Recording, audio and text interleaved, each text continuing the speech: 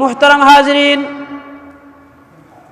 তিরমিজি শরীফের হাদিস শরীফের মধ্যে আইছে আমাদের প্রিয় নবী হযরত মুহাম্মদ মুস্তাফা সাল্লাল্লাহু আলাইহি সাল্লামে হাদিস ফরমাইয়াছেন যে সর্বপ্রথম দয়াল নবীজি জান্নাতের মধ্যে প্রবেশ করবা। দয়াল নবী রহমতে আলম সাল্লাল্লাহু আলাইহি ওয়াসাল্লাম যতক্ষণ পর্যন্ত জান্নাতের মধ্যে প্রবেশ না করবা ততক্ষণ পর্যন্ত কোনো নবী, কোনো রাসূল, কোনো মানুষ জান্নাতে যাওয়া সম্ভব হইতো না। সুবহানাল্লাহ।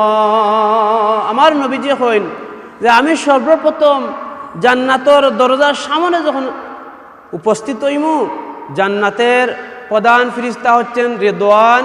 রিদওয়ান ফেরেশতার পক্ষ থেকে যখন জিজ্ঞাসা করা হইব, প্রশ্ন করা হইব যে আপনি কে, যখন তার পরিচয় দেওয়া হইব তিনি হচ্ছেন মুহাম্মদ মুস্তাফা সাল্লাল্লাহু আলাইহি ওয়াসাল্লাম, তখন জান্নাত থেকে আওয়াজ আসবে যে ইয়া রাসূলুল্লাহ, ইয়া হাবিবাল্লাহ, আল্লাহ পাক রাব্বুল আলামিন আমাদেরকে জানাইয়া দিছেন যে যতক্ষণ পর্যন্ত আপনি জান্নাতের প্রবেশ না করবা ততক্ষণ পর্যন্ত আমরা যেন জান্নাতের দরজা না খুলি বলি। সুবহানাল্লাহ।